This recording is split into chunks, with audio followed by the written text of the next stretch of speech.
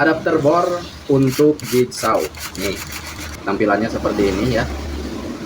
Buat kalian yang suka potong-potong, nih kalian wajib punya adapter yang satu ini buat jigsaw ya.